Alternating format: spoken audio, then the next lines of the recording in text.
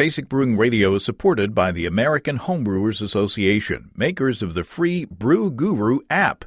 Brew Guru is an essential tool for beer lovers and brewers who like saving money on beer and brewing great beer at home. The app offers a searchable map for locating nearby discounts on beer, food, and brewing suppliers.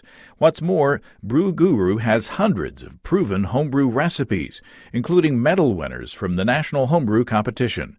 Check out Brew Guru. It's free and available for iPhone and Android.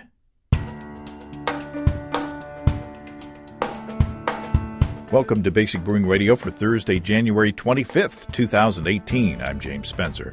Here at Basic Brewing Radio, we're all about home brewing. This week, Gary Glass, director of the American Homebrewers Association, brings us up to date on the National Homebrew Competition and other competitions across the country, previews HomebrewCon coming up in Portland, Oregon, and shares some data about who homebrewers are nowadays. If you go to basicbrewing.com, you can find archives of our audio and video shows, our DVDs, brewers' logbooks, and other Basic Brewing gear. You can follow me on Twitter and Instagram at Basic Brewing and find our show page on Facebook as well. We have a cool Basic Brewing app on iTunes and Amazon.com, and we're found all over the place where fine podcasts are served up. And if you do us the favor of rating us on iTunes and maybe leaving a nice comment, they say that'll help new listeners to find us. And if you want to support us financially, check out patreon.com/basicbrewing. For financial supporters of the show, I sent out an early release link to next week's Basic Brewing video. In that show, Steve Wilkes and I taste the 15-minute all-grain hop stand smash pale ale that I brewed up to see what would happen if you only boil an all-grain wort for 15 minutes. The rest of the general public will see that on this upcoming Monday. Also, next week on this program, I'm planning to post an interview with John Palmer on NEIPAs, or New England IPAs. And during that chat with John Palmer, he tastes that beer and gives some feedback. Is it a drinker or is it a stinker? Tune in next week to see. I bottled my Instant Pot wort-soured beer yesterday. My wife Susan helped me bottle up 7 bottles of that small batch, and this was an extract batch. Very easy to make. I'm looking forward to sharing that with Steve as well on the show. Big news from the American Homebrewers Association this week. AHA founder Charlie Papazian has announced he's leaving the AHA and the Brewers Association effective January 23rd, 2019. Which will be his 70th birthday. I think we all know of Charlie's impact on homebrewing and craft beer in this country. He's been, and around the world, he's been a strong advocate and pioneer in brewing since the 1970s. And this upcoming year is going to be a busy one for Charlie. According to the Brewers Association, he'll spend his final year at the BA completing many projects, including a craft brewing history archive project. The archive will house 40 years of craft beer history in the form of more than 100,000 publications, photographs, audio files, or audio tapes, films, videos, and documents, including 140 video interviews of the pioneers of American craft brewing, and it will be accessible to researchers via the BA. Wow. That is a lot of history from one guy. Charlie will also give the keynote address at HomebrewCon in June in Portland.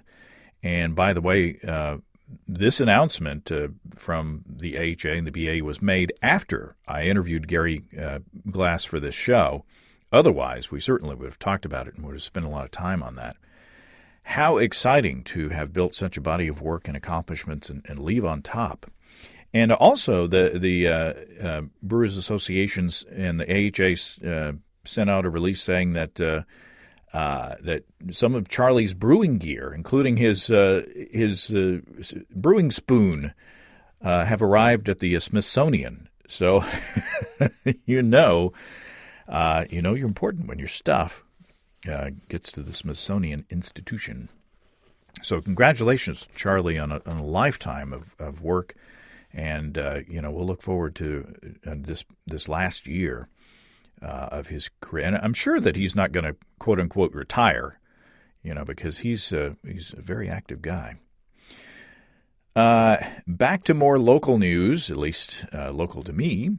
Our sponsors, Desiree and Dave of High Gravity in Tulsa, are celebrating an achievement. They have now have the licensing to brew full-strength beers at their shop and serve it at Pippin's Tap Room next door. Well, Susan and I went to Tulsa this past Friday to sample the higher-strength beers, and I talked to Desiree outside a standing-room-only tap room. Desiree, here we are at Pippin's Tap Room at High Gravity Home Brewing and Winemaking Supplies in Tulsa, Oklahoma. Hello. Glad to be here. I am too. Yeah. This is a momentous occasion. As Dave said earlier, he said it took a long time to get to the start. Yeah, exactly. Almost a year. We've been working on this for almost a year. So, yeah, we had to get the place rezoned, and then after that, we had to deal with having a winery and a brewery and a retail store all in the same location. Abel was really confused over that. So what are we celebrating here tonight? Well, we are celebrating the fact that we are able to sell full-strength beer now. Because before we were selling, our tap room was just selling low point beer because the property wasn't zoned properly. So tonight, I think it was a week and a half ago, the TTB came through with their approval, and that was the last piece in the puzzle. So, yep, we're celebrating being a real brewery. and I've sampled some beers, and they're delicious, of course. Thank you. So y'all have you've been brewing three two beers, which is 4% alcohol. Right. So now and you've kind of been brewing with restraints on, and so I think that should make y'all stronger brewers going forward, because you have been brewing with shackles on, you've been brewing with these barriers, with these restraints, and now you don't have those anymore. So now I think you have all the freedom to be as good as you want to be. Yeah, I agree. To make good 4% beer is a real challenge, and I think that our kids really stepped up to the plate and pulled it off. I mean, very, very flavorful session beers, and if you can pull that off, you can brew anything. And you're doing it all with electric brewing systems? Yep, all electric. One barrel. We're brewing one barrel at a time. We're tiny. But here at High Gravity, I talk a lot about my electric brew in a bag system and Steve's electric brew in a bag system. But you do up to 2 barrels, right? Yeah, we do. We have several breweries that have our 2-barrel systems as their pilot system, and we have some where that's their main thing, and they're working it hard, and actually they were great as far as the breweries go, because early on when we were doing this, these they're not your typical home brewer. I mean, they're brewing they're using these controllers hours out of a day every day, and so they forced us to get better. They forced us to improve on our design. They forced us to make sure it could stand up to a beating, and yeah. So if these systems and these controllers are robust enough to do work in commercial environments, they're certainly good enough to work at your house. Oh, yeah, absolutely. And we have different levels. I mean, there's like the brew in a bag is a simpler one than, say, the one that's for our 2-barrel system, which controls 2 pumps, 2 heating units. It does a lot more. Yeah.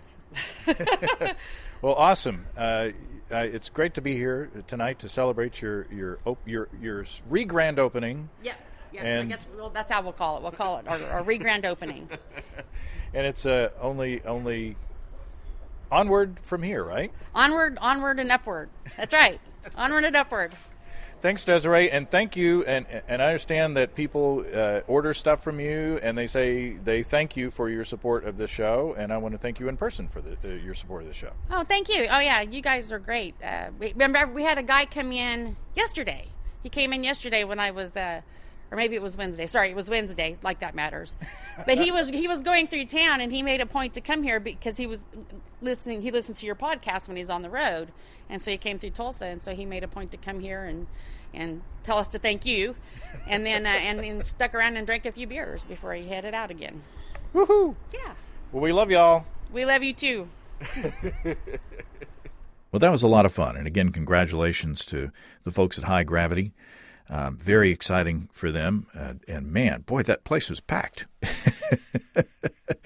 I talked to Amanda and Tim, and we decided that I need to come back when they have their full selection of beers to talk about the transition from session only to a full range of styles. They didn't have their taps fully stocked the way they wanted to because they didn't know when the licenses were going to come through for sure. For your information, Susan and I also visited American Solera in Tulsa and got a great interview with Chase Healy for a future show. You might recognize his voice. He's formerly of Prairie Artisan Ales, the founder of Prairie Artisan Ales, and now he started up another innovative, successful brewery. So you'll hear that in a couple of weeks. Okay, if you're interested in entering the National Homebrewers Conference, pay close attention. The window is open for entries, but it closes soon. I talked to AHA Director Gary Glass about the details. Gary Glass, welcome back to Basic Brewing Radio. Hey, great to be with you again, James.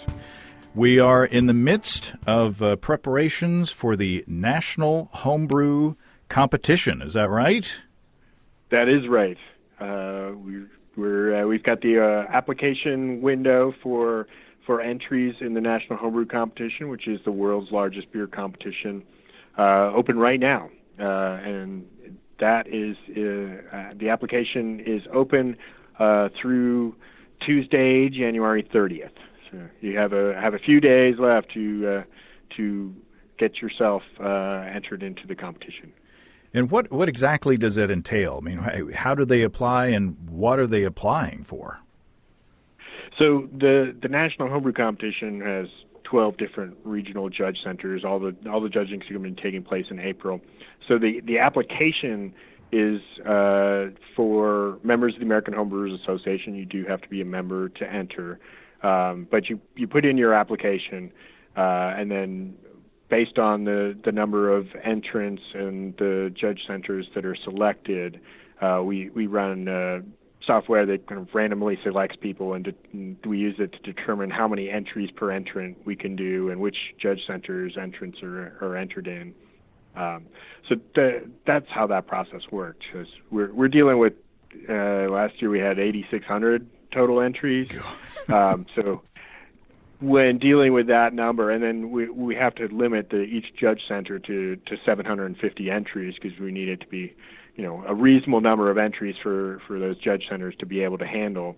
So it's complicated, but for people who are selecting multiple judge centers, you're almost assured to get into the competition.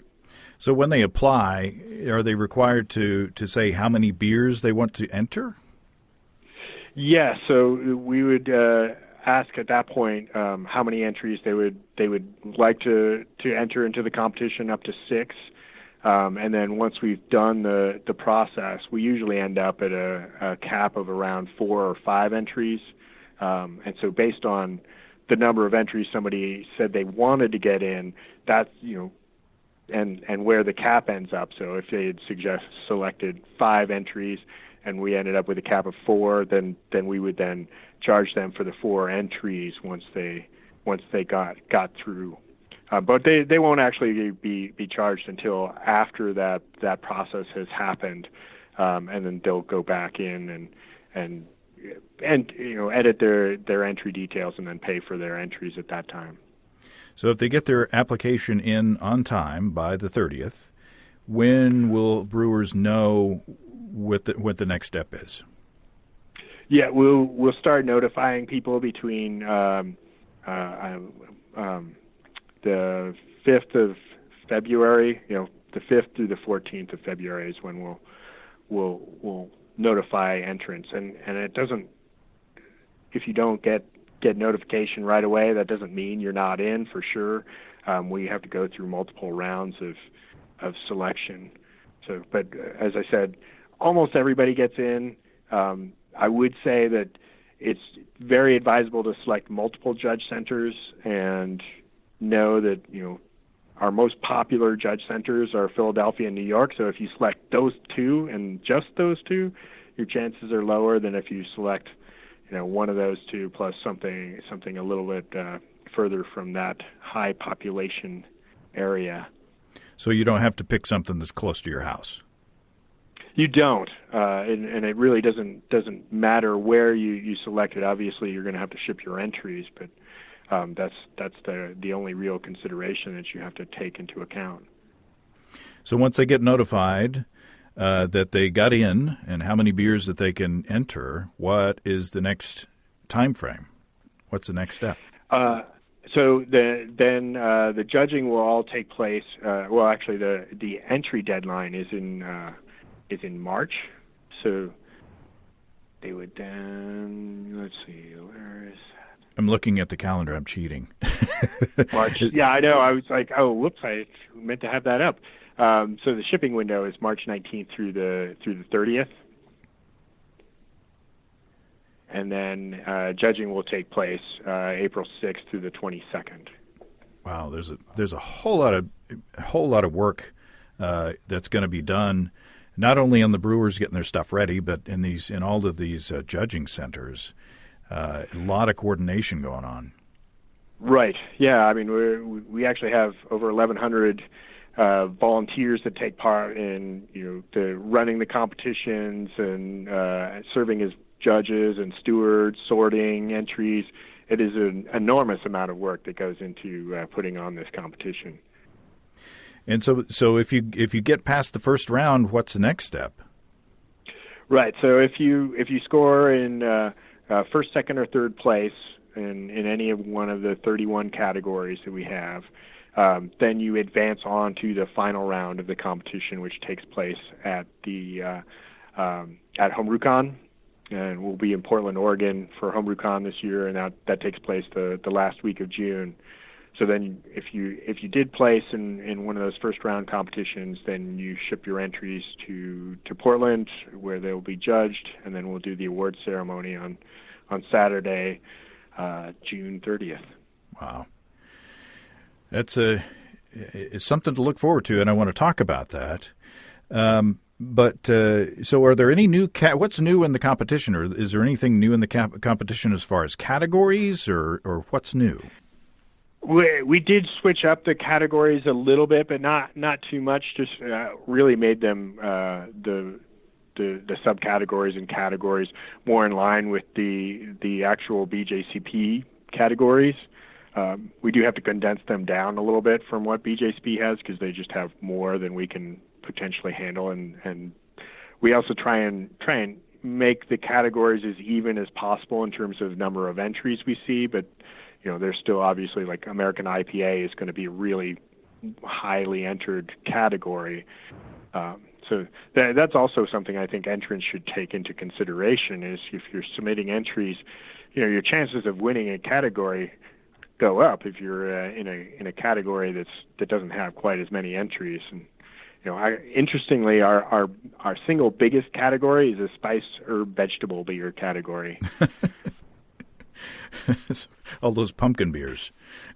Well, I think it really does say something about homebrewing, because one of the reasons that we're homebrewers is that homebrewing allows us the opportunity to make unique beers, and that's what homebrewers are doing, is they're making beers that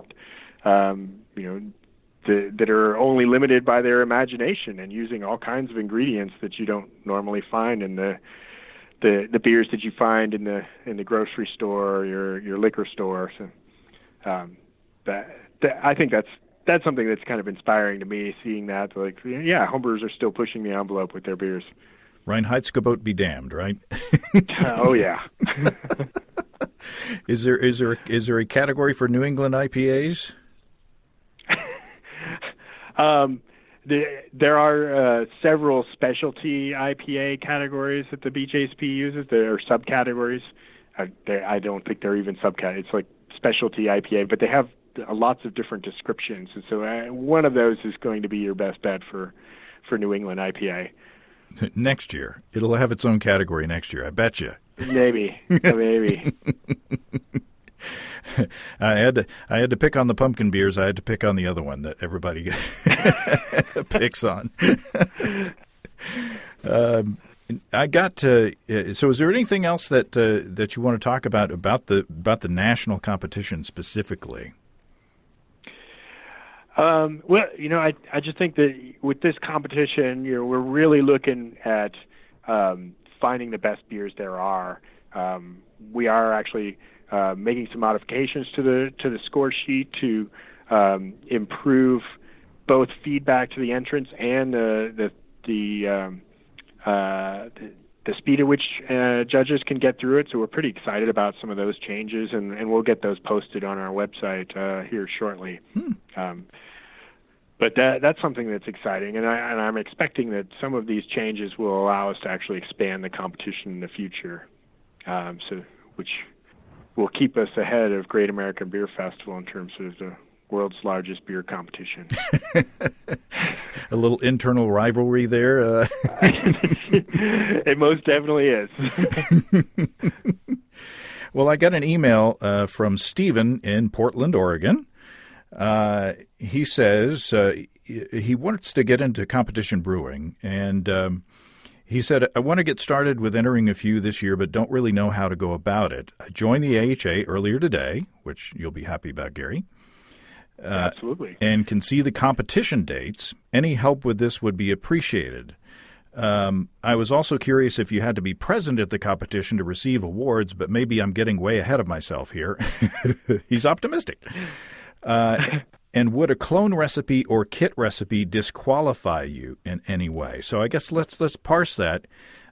He's talking about, I guess, in addition to the dates for the national competition, if you go to the AHA website, homebrewersassociation.org, and if you're a member, you can look at the competitions across the country that are AHA, BJCP sanctioned.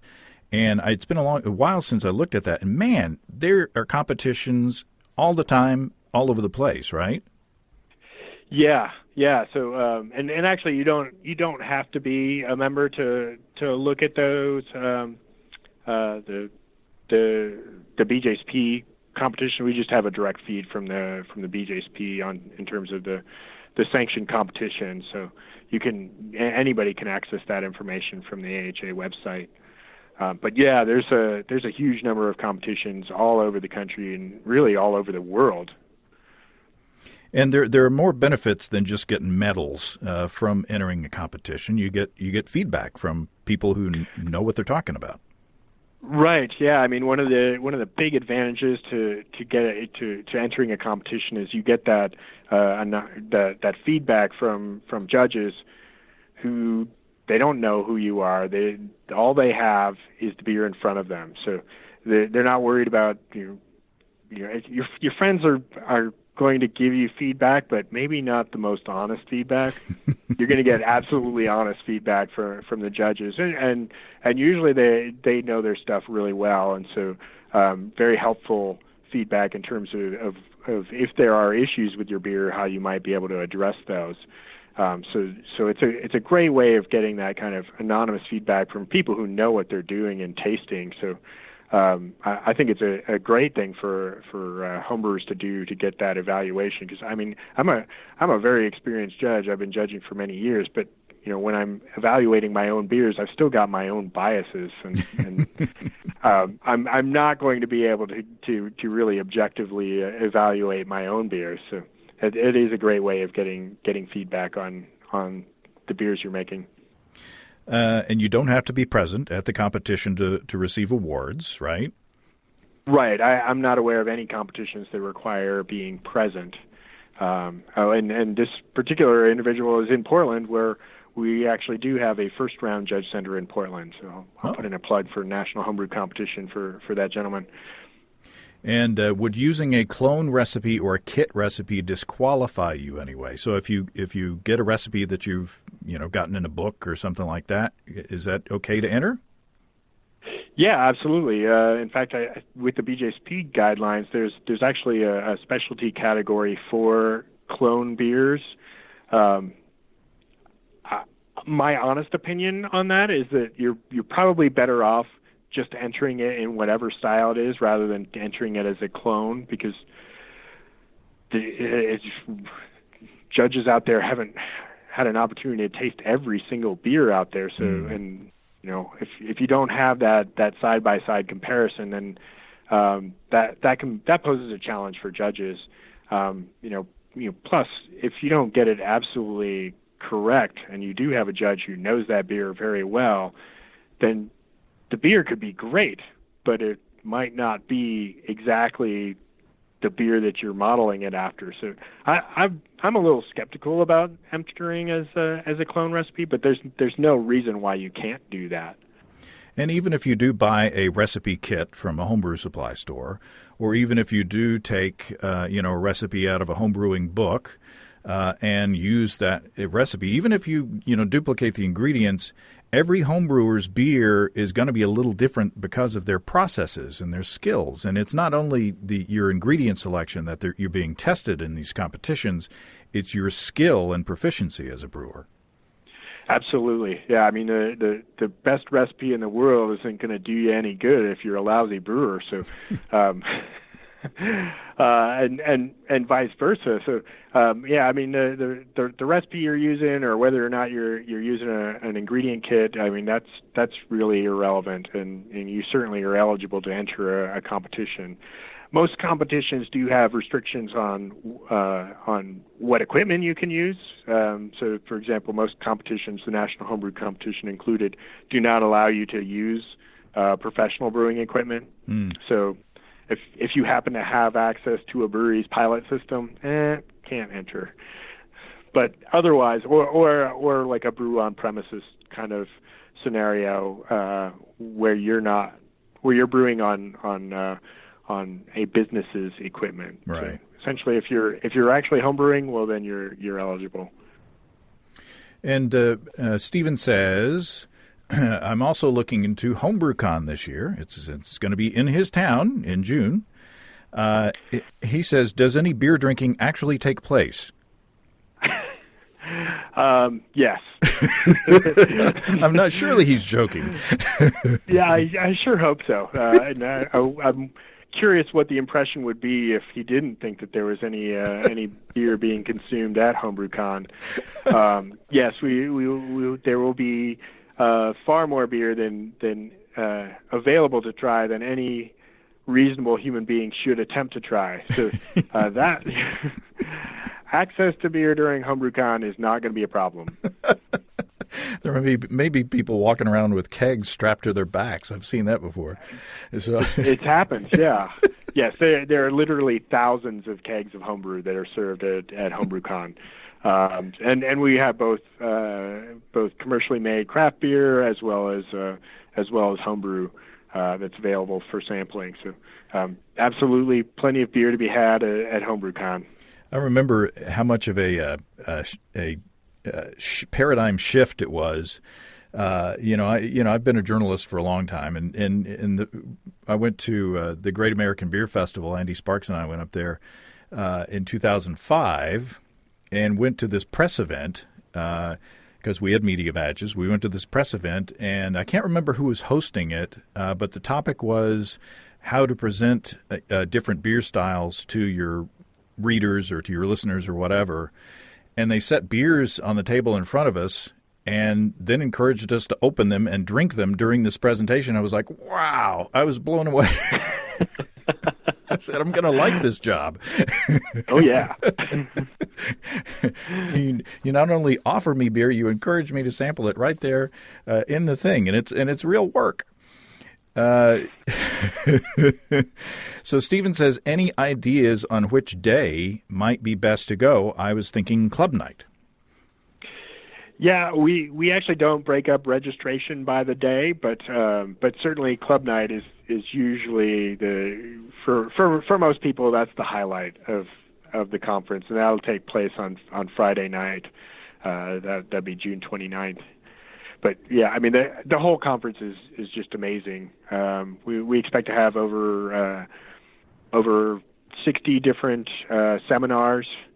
We actually had more seminar proposals than we've ever had.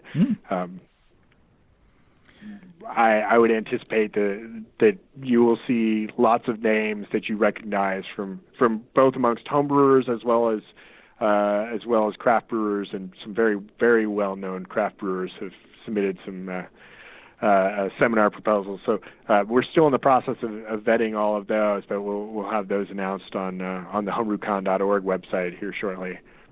Yeah, and if you just go to club night, you are cheating yourself, I think, because those seminars and the panels and the discussions and there's sampling during those. People talk about brewing different kinds of beers, and then you get to sample usually several samples during the presentation, so you can kind of taste what the speaker is talking about. So there's a ton of education in addition to the social function of club night and getting to sample different wares from different clubs across the country. There is a definite educational aspect, and I don't care how long you've been brewing, you're going to learn something when you go to these seminars. Yeah, for sure. And then all those speakers are there for the whole conference generally, and you'll see them around. So that opportunity to talk to the John Palmers and Gordon Strongs and those kinds of people, they're all going to be there, and they're all really friendly people. So very approachable. That's the thing that I love about it is this whole range of levels of homebrew skill are all there, but everybody's there to help each other out. And, it's just so much fun. Yeah, I've had instances where I've been talking to somebody about a certain brewing technique or whatever, and it's like, well, I don't know. Let's ask Randy Mosher. He's right over there. Let's get let's ask John Palmer. He's right there. It's an event where if you have a question about homebrewing, somebody's got a good answer there. Yeah, for sure. And then on top of that, we have the expo, the Homebrew Expo, where we'll have 70 plus exhibitors. So all the major equipment manufacturers, the major retailers, the ingredient suppliers. So if you've got questions on malt or hops or yeast or that fancy shiny piece of equipment you've been drooling over, it's all there to be seen, and you can talk to the people who make it, and so that's a whole other aspect to HomebrewCon. For sure, yeah. If you're a gadget guy or gal, there's something there for you. And Portland, there could be worse places than Portland, Oregon, to have a beer thing, right? Yes, it's not going to suck to be in Beervana. I've been to Portland many times, and it is one of my all-time favorite cities as a beer drinker. It always amazes me traveling around the city, just like everywhere you go. It seems like every block there's another brewery that you've heard of before. It's like, wow, there's Deschutes, and I'm like, everywhere there's all these great breweries, and the city itself, the people there, it's actually one of the highest per capita consumption of craft beer compared to other cities. So just a very high beer IQ just amongst the citizenry, not just the beer geeks. So that does really elevate the level of beer in the city. So everywhere you go, the restaurants, the brew pubs, the bars, they're all going to have great beer. And then as part of your registration with HomebrewCon, the city is giving away free Max Passes, which is the light rail system. Whoa! So you'll be able to get around the city for free. That's cool. Which is pretty awesome. Yeah. And where is the venue? Is it close to good beer places? Well, there's no place in Portland, as far as I know, that's not close to good beer places. That's one of the beautiful things about the city of Portland.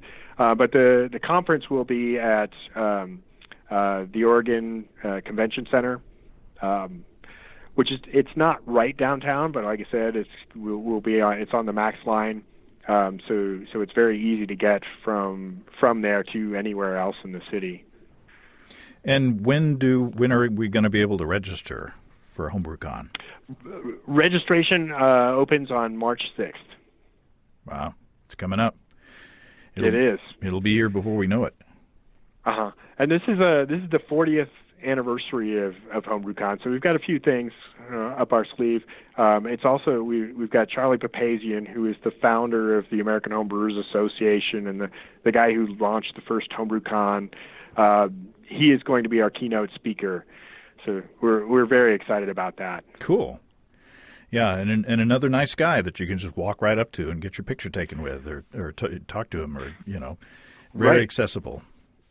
Yes, absolutely. And then it's been 20 years since the last time we were in Portland, Oregon. So that was our halfway point, I guess, for HomebrewCon. So it's been that long since the last time. Hopefully it won't take us that long, but you never know when we'll be getting back to any particular city. So the opportunity to go to HomebrewCon in Portland is pretty huge, and it might not come again for a long while. So I would recommend taking advantage of it while it's there. Well, there you go. So you, since we talked, you guys did a survey of homebrewers. Is that right? Yeah. So we do periodically do surveys of homebrewers to gain some information on what what homebrewers are doing, how things are changing, and that kind of thing. Get demographic information. So that yes, we conducted a survey of homebrewers last year. So who are we? Well, the average age of the homebrewer is 40. Not terribly surprising that it's the predominantly white and male. Hopefully that will change. I think there are pockets of change happening throughout the country, but that's one of the things. Although one of the interesting things that came out of this survey was that we're actually seeing an aging demographic getting into homebrewing. The fastest growing population of homebrewers right now is people 60 years and older. Wow. Well, people that will actually get Steve and my jokes. That's the kind of trend that I like to see. Yeah. Well, I think it's an interesting contrast to our previously we had done the survey in 2013, and in that survey it was very clear that where we were seeing the most growth was in people under the age of 30 or at least 35 and younger. So to see that shift is interesting. Really, obviously coincides with a large baby boomer population that is reaching retirement age. So that is part of what's going on. But interesting factors, and it's data that's very useful to homebrew supply shops. So that's one of the things we use it for, is to help them understand the market and better serve their customers. Yeah, I think that's a good trend. I think if retirees with time on their hands and maybe some disposable income, hopefully they planned well, they can turn that into good beer. Yeah. It's obviously we all know it's a great hobby, and so when we welcome anybody into homebrewing. So the notion that there is a group that has not previously been well represented, that is getting into the hobby is great. I mean, we're at the AJ are very interested in expanding the diversity amongst homebrewers, and so that's something else this survey does. It gives us benchmarks, and while we would like to see a more diverse group, I mean it does give us some areas to work on in terms of increasing diversity and making sure that homebrewing is a welcoming hobby to everyone. Sure. How many of them, or how many of us are there across the country? We estimate that there are 1.1 million homebrewers in the United States right now. Wow. And that's probably the peak. We have seen a slowdown in growth, and it's probably leveled off a bit, although I wouldn't be surprised to see if it starts ticking up again. But I don't think we're going to be seeing the growth of 20+% per year that we were seeing 5 years ago. But as the population of homebrewers gets bigger, it's harder to get those double-digit or all those significant numbers of increase every year. Right, and with there being over 6,000 breweries in the United States, I think that's certainly affected the hobby, and particularly in terms of the volume that that homebrewers are brewing, we've seen that kind of drop over time, and that has an influence on the retailers. So, you got the same number of customers, but they're brewing half as much per year. Well, that's going to have a significant impact on those retailers. Darn craft breweries making all that darn good beer. Yeah, well, as you know, like homebrewers are the biggest supporters of their local breweries, and for one reason, you probably know the guy who opened the brewery in your neighborhood, so you're going to support those breweries, and that's a great thing. But it's ultimately probably going to having a brewery open up in your neighborhood. Hopefully, doesn't mean you're drinking more than you were previously. So, if you just weren't drinking enough, maybe that's a good thing. But obviously, we support responsible consumption of alcohol, and I think homebrewers do as well. And so we do see that there's been a decrease in the volume that homebrewers are brewing, and I would attribute a lot of that to just the amazing selection of beers and the local breweries that most people have access to now. It makes sense. Yeah, we don't encourage drunkenness and unhealthy behavior. And talking about the Homebrew Conference, when you go to the Homebrew Conference, I think you'd be pleasantly surprised at, you would think that it would be a drunk fest, with all this beer around, but I think that people behave themselves pretty well. In fact, better than in just like beer fests that I've been to, just in the general public. It seems like homebrewers kind of know what they're dealing with. Yeah, I absolutely agree with that. It is kind of remarkable that there are thousands of beers available, and yet homebrewers tend to be pretty self-regulating. For one, there tend to be some of the more experienced drinkers out there, so they know their limits, and we offer fairly small sample sizes, but homebrewers they're going to be taking samples wanting to really savor what's in that beer and figure out what that's all about, rather than just throwing it back and looking for the next one.